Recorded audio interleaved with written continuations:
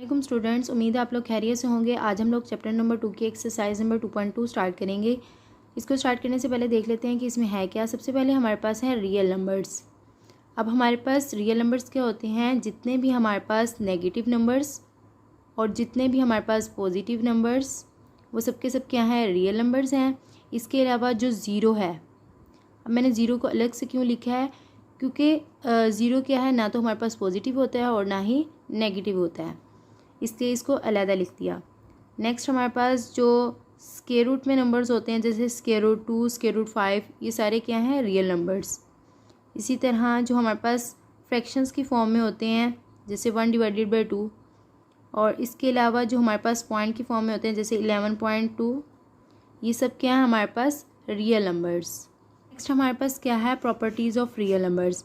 अब जो properties of real numbers हैं, हमने उसको एडिशन के रिस्पेक्ट से भी देखना है और मल्टीप्लिकेशन के रिस्पेक्ट से भी देखना है, तो दोनों के लिहाज से देख लेते हैं। अब हमारे पास प्रॉपर्टीज़ कौन कौन सी होती हैं रियल नंबर्स की? कुलैयर प्रॉपर्टी,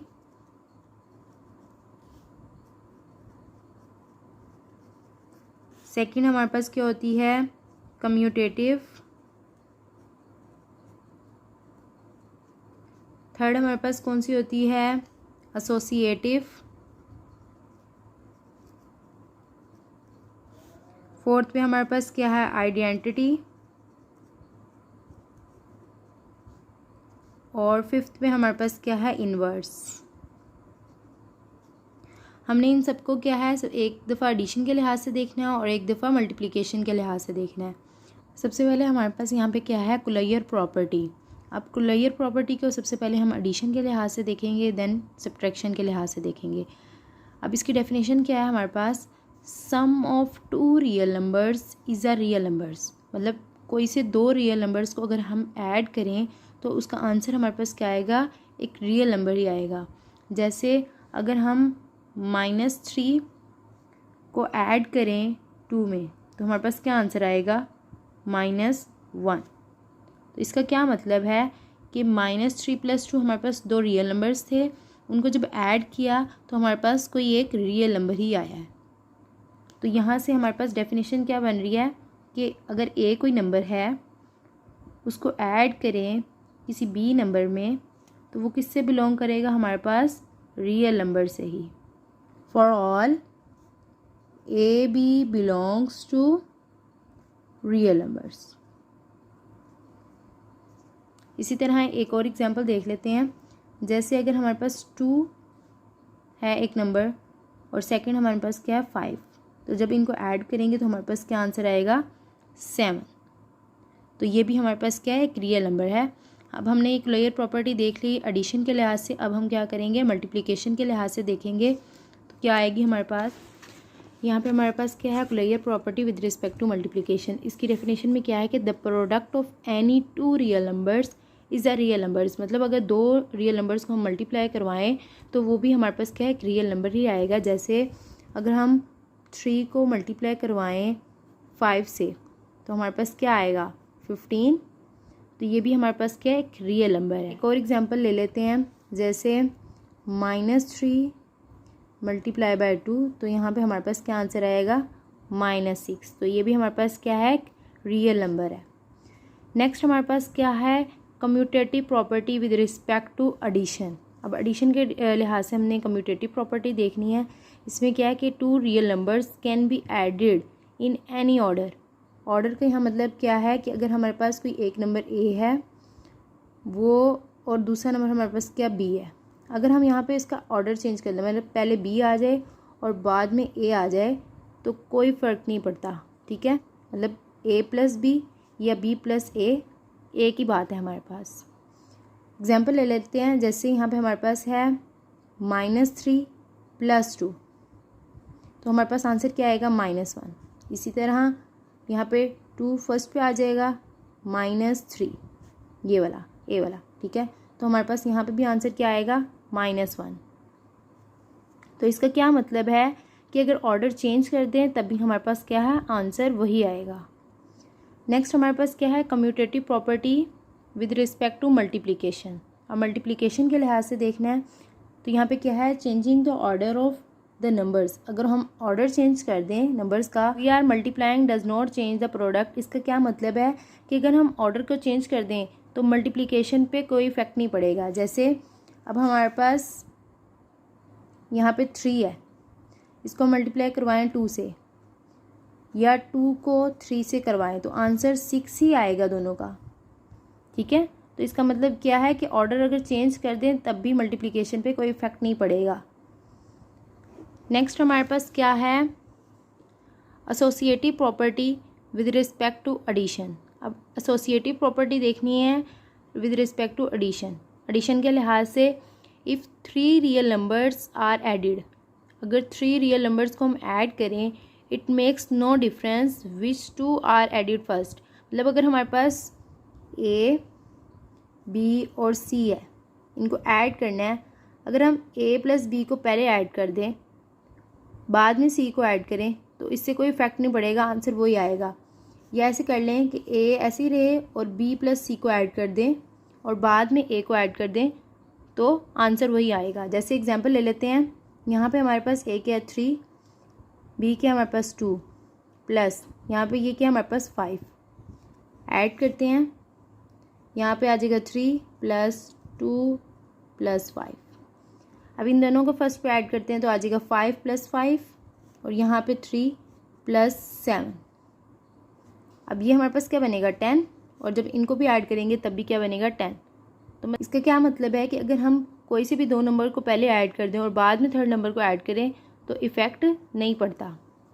नेक्स्ट हमारे पास क्या है, associative property with respect to multiplication. अब मल्टीप्लिकेशन के लिहाज से देखना है, if 3 real numbers are multiplied, अगर 3 रियल नंबर्स क्या हैं मल्टीप्लाई हो रहे हैं, it makes no difference which 2 are multiplied first. मतलब इसमें भी वही बात है कि अगर हम 3 × 2 × 5 है हमारे पास, इन दोनों को पहले मल्टीप्लाई कर दें या 3 को ऐसे रहने दें 2 × 5 कर दें तो हमारे पास फ़र्क नहीं पड़ेगा। कैसे, इसको मल्टीप्लाई करेंगे तो 6 आ जाएगा, 6 × 5, इसको मल्टीप्लाई करेंगे तो क्या आ जाएगा 10। तो इसका आंसर क्या आएगा हमारे पास 30 और इसका आंसर क्या आएगा 30। नेक्स्ट हमारे पास क्या है, एडिटिव आइडेंटिटी। इसमें क्या कह रहे हैं, any number added to identity element 0 will remain unchanged. इसका क्या मतलब है कि अगर हमारे पास कोई ए नंबर है उसके अंदर अगर हम 0 को ऐड कर दें तो हमारे पास अगेन वही नंबर आ जाएगा, उस पर कोई इफ़ेक्ट नहीं होगा। जैसे एग्जांपल ले लेते हैं, यहाँ पे हमारे पास क्या है -5 + 0। तो अब हमारे पास इसके अंदर ऐड करेंगे 0 को तो हमारे पास क्या आ जाएगा -5। तो इससे क्या पता चला कि अगर हम किसी भी रियल नंबर में 0 को ऐड करें तो हमारे पास क्या है वही नंबर आएगा, उस पर कोई इफ़ेक्ट नहीं पड़ेगा। नेक्स्ट हमारे पास क्या है, मल्टीप्लिकेटिव आइडेंटिटी। जैसे एडिशन में हम लोग 0 को ऐड करते थे, इसी तरह मल्टीप्लाई में हम 1 से मल्टीप्लाई करेंगे। इसमें देख लेते हैं, any number multiplied to the identity element 1 will remain unchanged. मतलब अगर हमारे पास कोई 5 नंबर है उसको अगर हम 1 से मल्टीप्लाई करवाएं तो वो हमारे पास वही नंबर आ जाएगा, मतलब उस पर कोई इफ़ेक्ट नहीं पड़ रहा। एडिशन में हम लोगों ने 0 को ऐड करवाया था और मल्टीप्लाई में हमने क्या करना है 1 से मल्टीप्लाई करना है। नेक्स्ट हमारे पास क्या है, एडिटिव इन्वर्स।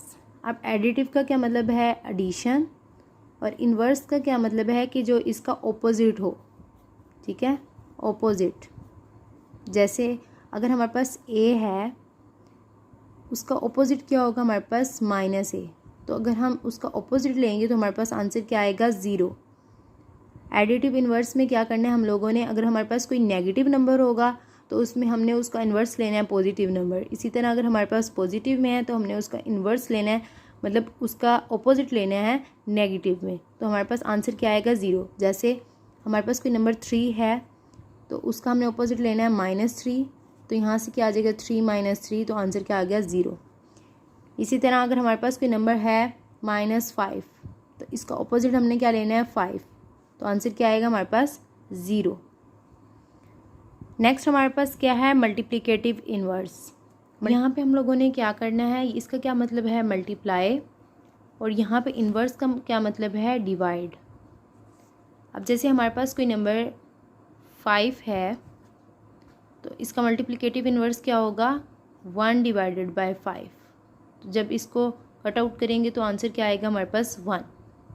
मतलब अगर कोई हमारे पास नंबर ए है उसको अगर हम मल्टीप्लाई करवाएं तो वो आ जाएगा 1 डिवाइडेड बाय ए, तो आंसर क्या आएगा, 1। मतलब अगर हमें किसी भी नंबर का मल्टीप्लिकेटिव इन्वर्स लेना हो तो हम उस नंबर का क्या कर लेंगे, इन्वर्स ले लेंगे। जैसे ए इंटू ए इन्वर्स, इसका क्या मतलब है कि 1 डिवाइडेड बाय ए, तो आंसर क्या आ जाएगा हमारे पास, 1। इसी तरह अगर हमारे पास कोई नंबर है -3 तो इसका मल्टीप्लिकेटिव इन्वर्स क्या होगा, 1/-3, तो आंसर क्या आएगा, 1। तो हमारे पास क्या है, मल्टीप्लिकेशन इज़ डिस्ट्रीब्यूटिव और एडिशन। इसकी डेफिनेशन देख लेते हैं। Distributive laws says that multiplying a number by a group of number added together is the same as doing each multiplying separately. इसका क्या मतलब है कि अगर हमारे पास एक नंबर ए है, अगर इसको सेपरेटली मल्टीप्लाई करें किसी नंबर बी प्लस सी से, या हमारे पास जैसे ए बी प्लस ए सी है, या इनसे मल्टीप्लाई करवाएं, मतलब जो ग्रुप है उससे मल्टीप्लाई करवाएं या सेपरेटली करवाएं, तो हमारे पास आंसर में फ़र्क नहीं पड़ेगा। जैसे एग्जांपल ले लेते हैं कि हमारे पास यहाँ पे क्या है 5 और यहाँ पे क्या है 3 + 2, या हमारे पास 5 मल्टीप्लाई हो रहा है 3 से प्लस 5 मल्टीप्लाई हो रहा है 2 से। अब यहाँ पे क्या आ जाएगा हमारे पास 5 × 5 और यहाँ पे क्या आ जाएगा 15 + 10। तो इनको जब मल्टीप्लाई करवाएंगे तो हमारे पास क्या आ जाएगा 25, और जब इनको ऐड करेंगे तब भी क्या आएगा 25। तो इसका क्या मतलब है कि अगर सेपरेट भी मल्टीप्लाई करवा दें या ग्रुप के साथ करवा दें तो हमारे पास आंसर क्या आएगा, वही चीज़ आएगी।